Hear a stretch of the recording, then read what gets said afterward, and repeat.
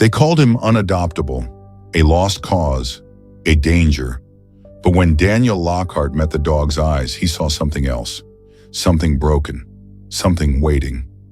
What happened next would change both their lives forever. The shelter smelled of bleach and despair. Rows of kennels lined the walls, each one filled with dogs desperate for a home. Some barked, others whimpered, but one sat in the shadows, silent. Caution, aggressive. The sign on his cage warned. Daniel ignored it. The shelter worker sighed. "You don't want this one, man. He's been here too long. Won't let anyone near him." Daniel crouched by the bars. "What's his name?" The dog didn't move. His coat, once golden, was dull and patchy. His ribs showed beneath his scarred skin. But his eyes, deep, tired amber, watched, waiting. "Rex," the worker said, shaking his head. "But he doesn't listen to it." Daniel reached out, slow, steady. The dog tensed. Then, to everyone's surprise, he stepped forward. Mitch swore under his breath. "I'll be damned." Daniel met the dog's gaze. "Come on, buddy." Rex hesitated, then pressed his scarred muzzle into Daniel's palm. That was it. That was everything. Daniel stood. "I'm taking him." Rex, now Titan, spent the first night curled in the farthest corner of Daniel's house. He didn't touch the food, didn't explore, just watched. Daniel gave him space. No commands, no pressure. By the second night, Titan ate. By the fourth, he crept closer. By the end of the first week, he no longer flinched when Daniel moved. Progress. Then the storm came. Daniel woke to thunder rattling the windows. The rain hammered the roof, filling the house with an unrelenting roar. He sat up, scanning the room. The crate was empty. Heart pounding, he searched. He found Titan in the bathtub, pressed into the corner. His entire body shook, breath shallow, eyes wide with fear. Daniel crouched beside him. "Hey, you're safe!" The dog barely reacted. Daniel reached out, fingers brushing the fur along Titan's side, then stopped. Raised scars. Deep, uneven. Burns. His stomach twisted. The next morning he checked the records. Titan hadn't been aggressive, hadn't been a fighter. He'd been bait, starved, tortured, used to train other dogs to kill. But the report held something else. Subject was found standing over a younger pit bull, shielding it from further attack. Blood confirmed to be from breaking up a fight, not from aggression. Titan hadn't been a monster. He had tried to stop them. The blue truck arrived at dusk. Daniel saw it from the porch, its rusted frame groaning as it rolled to a stop just beyond his property line. The engine died. Silence settled. Then the door creaked open. Vince Kowalski stepped out. Broad shoulders, prison tattoos, a smirk that didn't reach his cold eyes. "Heard you got my dog." Titan stiffened at Daniel's side. A low growl rumbled in his chest, not of fear, but of warning. Vince grinned. "There's my champion. You remember me, don't you, boy?" He took a step forward. Titan moved, not to run, to block, to protect. His amber eyes burned, locked onto the man who had once broken him. But Titan wasn't broken anymore. And this time, hit the roof like tiny footsteps. Daniel looked up from his book, listening. The weather report had mentioned possible thunderstorms, but he'd hoped they'd miss his little farm. No such luck. Across the living room, Titan lifted his head from where he'd been napping. His ears twitched at the new sound. Daniel watched as the dog's body went stiff, his nostrils flaring to catch any strange scents. "It's just rain, buddy," Daniel said, keeping his voice calm. "Nothing to—" A brilliant flash of lightning cut him off. The whole house lit up white for a second before darkness swallowed it again. Then came the thunder, a deep, booming crack that shook the windows in their frames. Titan was on his feet before the sound finished echoing. His eyes were wild, his tail tucked tight between his legs. Another lightning flash, another thunderclap, and the big dog bolted from the room like he'd been shot. "Titan!" Daniel called, but it was too late. He heard claws scrambling on wood as the dog fled down the hallway. Daniel followed more slowly, giving Titan space. He found the dog in the farthest corner of the laundry room, wedged between the washing machine and the wall. Titan's entire body shook like a leaf in the wind. His chest heaved with panicked breaths, and white foam gathered at the corners of his mouth. The sight broke Daniel's heart. This wasn't normal fear. This was terror burned so deep into Titan's bones that no amount of safety could convince him he wasn't in danger. Another thunderclap shook the house. Titan whimpered and pressed himself flatter against the wall, like he was trying to disappear into it. Daniel didn't reach for him, didn't try to pull him out. Instead, he sat down on the laundry room floor, about 5 feet away. The tiles were cold against his legs, but he ignored the discomfort. "I get it," he said softly, barely loud enough to be heard over the rain pounding the roof. "Loud noises mean bad things, don't they?" Titan's eyes locked onto Daniel's face. The dog was still shaking, still panting, but he was listening now. Daniel kept talking in that same gentle tone. "I knew a guy in the service, Sergeant Martinez, tough as nails, but put him near fireworks and he'd turn into a nervous wreck." He chuckled softly. "We used to tease him about it, until he told us why." Outside, the storm raged on. Rain lashed the windows. Wind howled around the corners of the house. But inside the laundry room, Daniel's voice was steady as a rock. "See? When Martinez was a kid, his house got hit by lightning, burned half of it down with his family inside." Daniel shook his head. He never could stand sudden loud noises after that. Another thunderclap, this one so loud it made Daniel's teeth rattle. Titan flinched hard, his whole body jerking.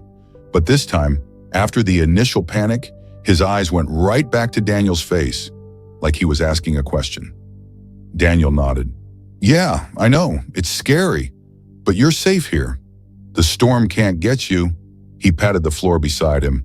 "Come on, buddy. You don't have to face it alone." For a long moment, Titan just stared. Then with trembling legs, he pushed himself away from the wall. One slow step, then another, until finally he was close enough that Daniel could reach out and touch him, if he wanted to. Daniel didn't.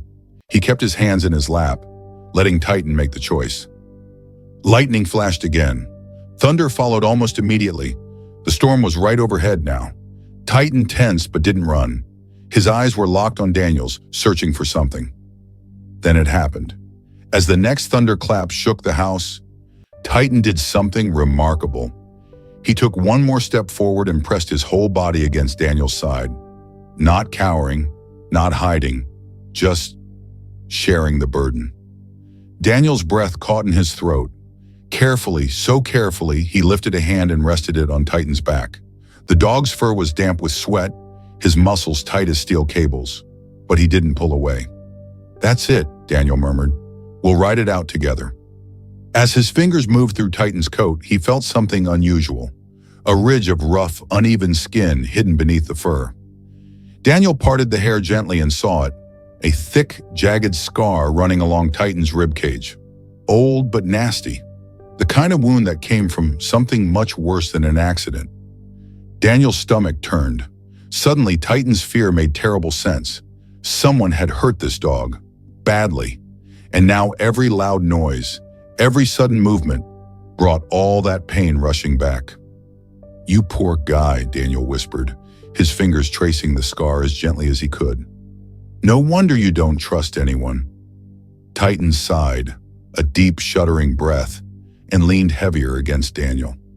Outside, the storm continued to rage. But here, in this little laundry room, something quiet telling Titan about all the safe, boring things he could think of. The vegetable garden he wanted to plant, the new fence he needed to build, the neighbor's cat who kept sneaking into the yard. His voice was a lifeline in the storm, and Titan clung to it. Slowly, ever so slowly, the dog's shaking eased. His breathing deepened. The thunder still made him flinch, but each time, he pressed closer to Daniel instead of running away. An hour passed, then 2. The storm moved on, the thunder growing more distant, the rain softening to a gentle patter. Still, Daniel didn't move. Titan had fallen into an exhausted doze, his head resting on Daniel's knee. Looking down at the sleeping dog, Daniel felt something shift inside his chest. Titan wasn't just some project to fix. He wasn't just a damaged animal who needed help. He was family now. And family stuck together through storms, both the kind that raged outside and the ones that haunted your memories. Carefully, so as not to wake him, Daniel stroked Titan's ear. "You're home now, buddy," he whispered. "No one's ever going to hurt you again." Outside, the last rumble of thunder faded away. Somewhere beyond the clouds, the sun began to rise. And in a small laundry room, a man and his dog sat together in the quiet aftermath. The name felt right in Daniel's mouth. Because no matter what life threw at him, he just kept standing back up. Sarah smiled through fresh tears. Perfect. She watched as Titan turned away from her to nudge Daniel's hand. "He's telling you something," she said softly. "You're his second chance." The walk home took longer than usual. Daniel stopped often, to let Titan sniff particularly interesting bushes, to throw a stick into the creek, just to watch the way the sunlight turned his fur to gold. Every scar, every gray hair, told a story Daniel was only now beginning to understand. That night, as Daniel sat on the porch with his evening coffee, Titan settled beside him with a contented sigh. The stars were just coming out, bright and clear in the country sky. Daniel rubbed the dog's favorite spot behind his ears. "Chance, huh?" he mused. "Guess we both got one." Titan, Chance, Titan. The name didn't really matter. Rested his head on Daniel's knee. His breathing slowed. His eyes closed. Safe at last. And in that quiet moment, Daniel realized something important. It wasn't about the name the dog came with or the one he'd been given. It was about the life they'd built together, the trust they'd earned, the love that needed no words at all. Somewhere in the darkness, a coyote called. Titan's ears twitched, but he didn't lift his head. No need to guard against shadows anymore. He was home. Daniel finished his coffee and stood. "Come on, buddy. Let's turn in." Together they walked inside, a man and his dog leaving the past where it belonged, behind them. The power of second chances. Some dogs come into the world wagging their tails. They're born into warm homes with kind hands that pet them and children who giggle when they lick their faces. These dogs learn early that the world is good, that humans can be trusted, that love comes easy. But Titan wasn't one of those dogs. His first memories were likely pain and darkness. The sharp sting of a collar yanked too hard, the smell of his own blood, the terrifying roar of crowds cheering when teeth met flesh. For years, his world was cruelty and fear. No soft beds, no gentle voices, just survival. That's how monsters are made. Not born, made. Daniel knew this truth better than most. He'd seen it in war zones, how constant fear could twist something good into something hard and dangerous. When he first met Titan at the shelter, he recognized that look in the dog's eyes immediately. It wasn't aggression, it was armor.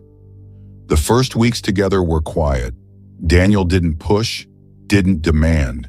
He just showed up, day after day, proving he could be trusted. Food appeared like clockwork. Hands never struck, only petted.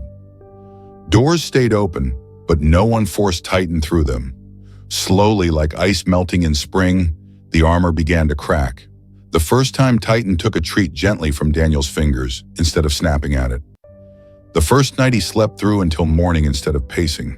The first wag of his tail, clumsy at first, like he'd almost forgotten how. Each small victory felt enormous because Daniel understood what it cost this broken dog to trust again. Then came the stormy night when Titan pressed his trembling body against Daniel's instead of hiding alone. The morning he chose to follow Daniel without being called. The moment in court when he stood between Daniel and the man who'd hurt him, making his choice clear. These weren't just milestones in a dog's training. They were miracles of healing. What few people understand is that rescue works both ways. As Titan learned to be a dog again, Daniel remembered how to be human. The former soldier who'd come home from war with his own scars found purpose in those amber eyes. Nights once spent staring at the ceiling were now filled with the sound of contented snores from the foot of the bed. The truth is simple. Hurt creatures recognize each other. And in that recognition, there's healing. Titan never became one of those carefree, silly dogs you see in pet food commercials. His serious nature remained, his watchful eyes always scanning. But the violence they had expected, the aggression on his shelter paperwork, never appeared. Because given safety and respect, what looked like anger turned out to be courage. What seemed like danger was really just a desperate will to survive. Now when neighbors visit, Titan greets them with dignified curiosity instead of fear. When children ask to pet him, he lowers his massive head to their level with careful control. At the Veterans Hospital where Daniel volunteers, he rests his chin gently on the knees of wheelchair-bound soldiers, seeming to understand their pain in a way tells you about so-called problem dogs. They're not problems at all. They're mirrors. They show us the worst the world can do and the best we can overcome. They teach us that trust, once broken, can be rebuilt, slowly, carefully, one treat and one gentle touch at a time. Titan's story isn't unique. In shelters across the country, there are countless others like him. Dogs labeled aggressive or unadoptable because they reacted to cruelty the way any sensible creature would. They bark too loudly. They flinch at raised hands. They guard their food bowls like it might be their last meal. But here's the miracle. Change one life's trajectory. Show them consistency instead of chaos, kindness instead of cruelty, and watch what happens. The vicious pit bull becomes a therapy dog. The wild husky learns to cuddle. The fear biter discovers toys and play. This magic isn't reserved for saints or dog trainers. It's available to anyone willing to be patient, to listen, to understand that bad behavior is usually just fear in disguise. Daniel will tell you, he didn't save Titan. They saved each other. The big dog with the scarred face gave purpose to days that had felt empty. His quiet companionship filled spaces in Daniel's heart that even the army buddies he'd lost couldn't touch. Where people failed each other, this animal loved without conditions. So here's what you can do. If you're reading this with a rescue pet at your feet, reach down and scratch those ears. You're part of the miracle. If you're thinking about adopting but worry you're not experienced enough, take the chance. Love and consistency are the only qualifications that matter. If you can't adopt, volunteer at your local shelter. Walk dogs, pet cats. Show them that hands can be gentle. Share stories like Titan's. Fight the myths that keep good animals in cages. Understand that a rough past doesn't dictate a poor future. Most importantly, look beyond the labels. The problem dog might be the most loyal friend you'll ever have. The aggressive cat could be the one who purrs loudest when you're sad. These creatures don't hold grudges. They live in the present, and with time, they learn to hope again. Titan still carries his scars. So does Daniel. But now when people ask what happened to the big dog's face, Daniel smiles and says, "That's just proof of how strong he is." And when Titan wakes him from nightmares by licking his hand, Daniel knows they're not broken anymore, just rebuilt differently. Somewhere tonight, another unadoptable dog waits in a shelter. Maybe he barks too much. Maybe she hides in the back of her kennel. But underneath that fear is a heart ready to love, if someone will just be patient enough to earn it. Be that someone, because every lost cause is just a love story waiting to happen. And sometimes the most beautiful endings start with the words, "I'll take the one no one else wants."